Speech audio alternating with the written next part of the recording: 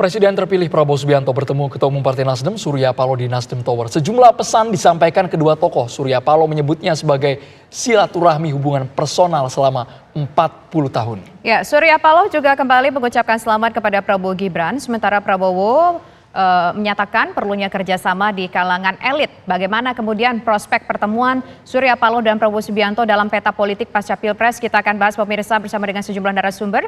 Ada Sekjen Partai Nasdem yaitu ada Pak Hermawi Taslim, kemudian Direktur Parameter Politik Indonesia yaitu ada Mas Adi Prayitno dan juga Direktur Indo Strategik yaitu ada Mas Ahmad Khairul Umam. Selamat sore Bapak-bapak semua.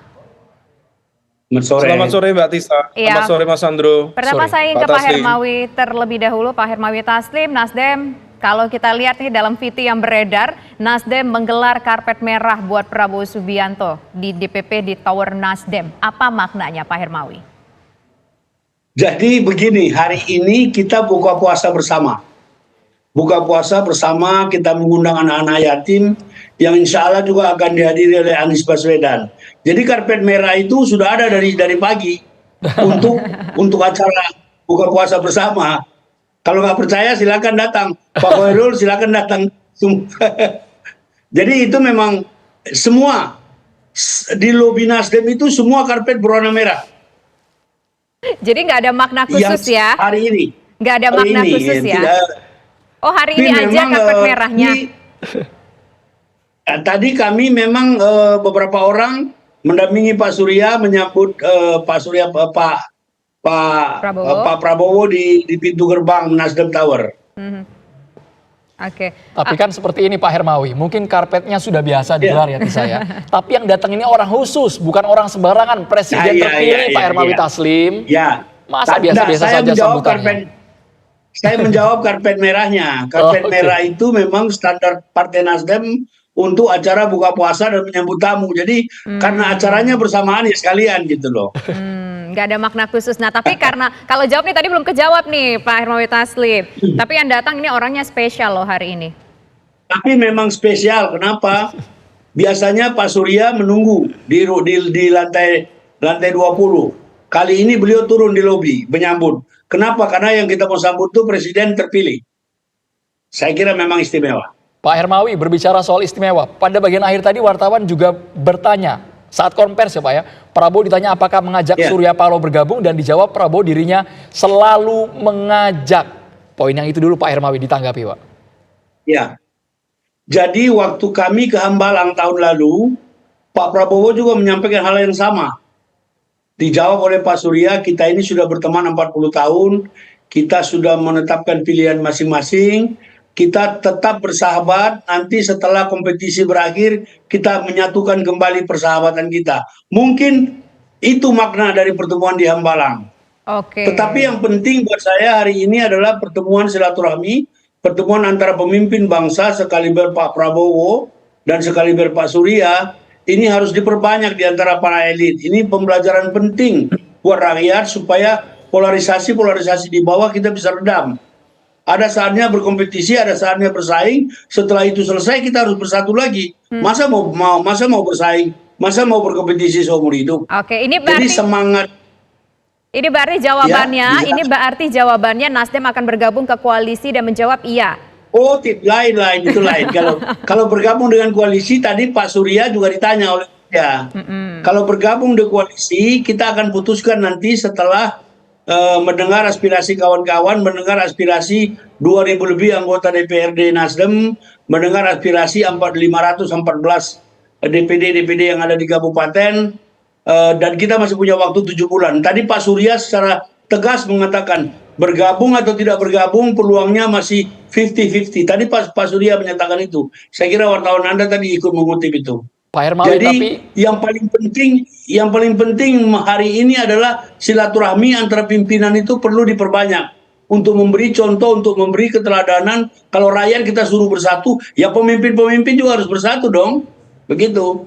Ini kata kunci yang bukan lagi tersirat Pak, tapi sudah terbuka sekali terang benderang terucap dari Pak Hermawi bahwa kuncinya adalah bersatu. Kemarin mungkin jadi lawan dan sekarang sepertinya sinyalnya menjadi kawan ya Pak ya?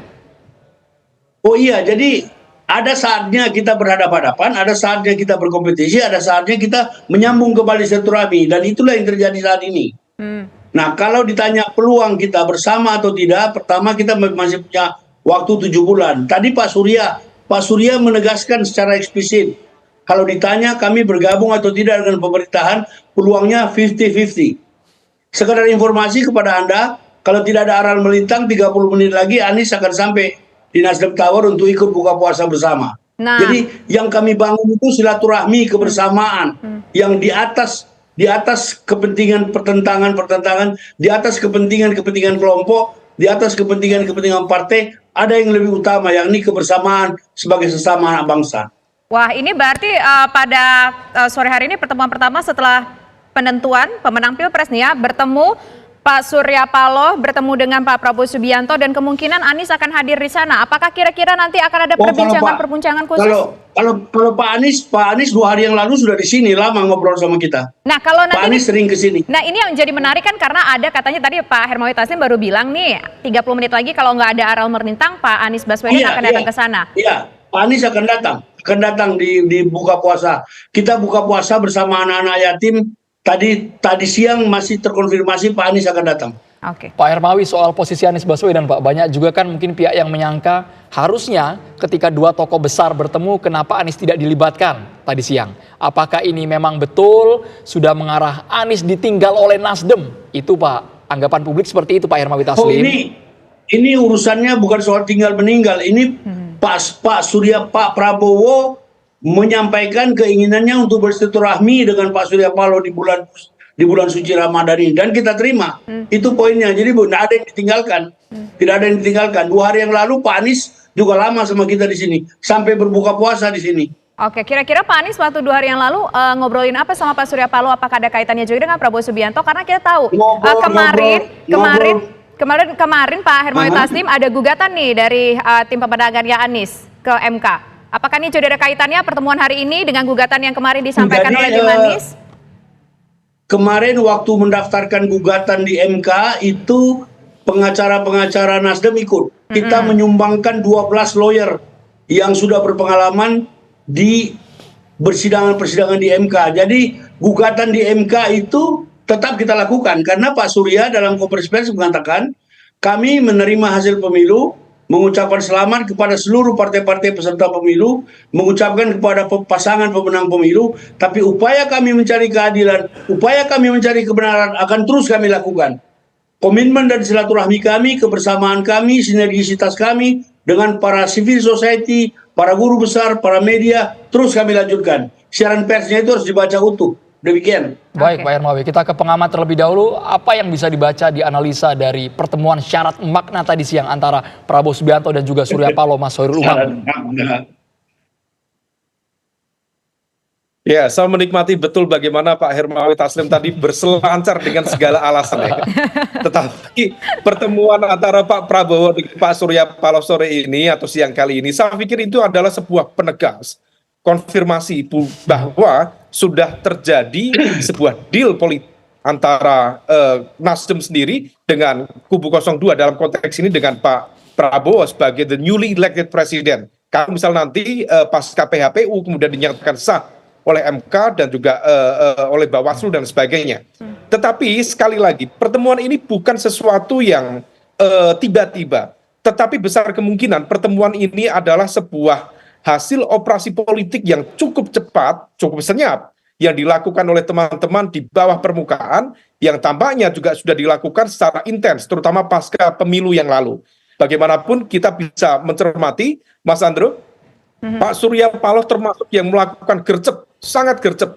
Jadi gerak cepatnya itu hanya dalam hitungan hari pasca pemilu keluarnya quick count, kemudian langsung menemui Pak Jokowi.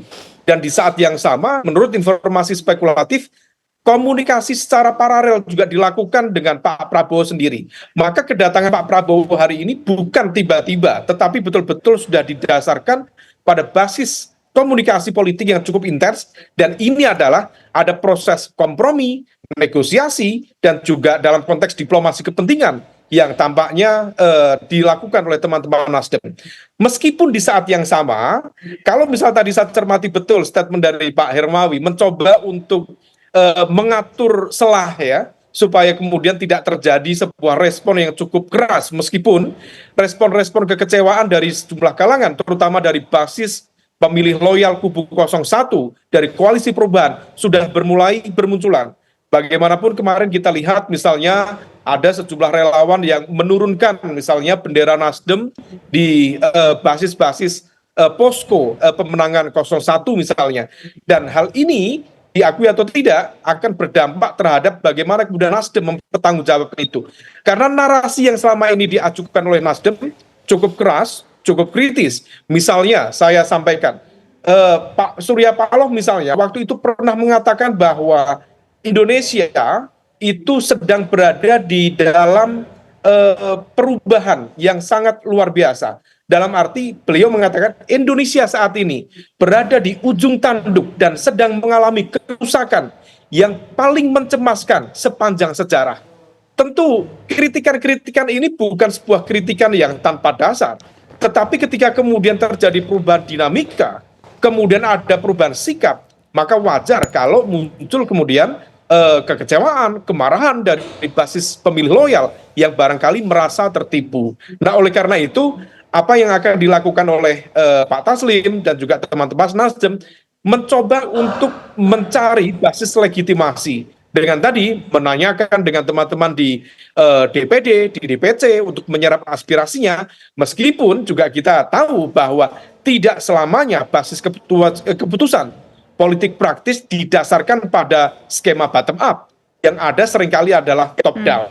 Nah, oleh karena itu, ini rasa-rasanya memang harganya sudah ketemu, sudah cocok gitu ya. Maka kemudian pertemuan terjadi, dan satu lagi Mbak Tisa, rasa-rasanya ini adalah sebuah hasil dari sikap realistis Nasdem yang merasa bahwa memang PHPU di Mahkamah Konstitusi rasa-rasanya hasilnya bisa ditebak.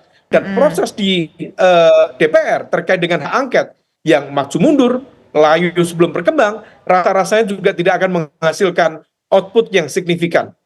Maka daripada kemudian mendapatkan hasil kosong, maka kemudian dilakukanlah kompromi kepentingan, kemudian pola diplomasi dan juga negosiasi yang intinya, again, kepentingan menjadi pertaruhan yang paling utama. Oke.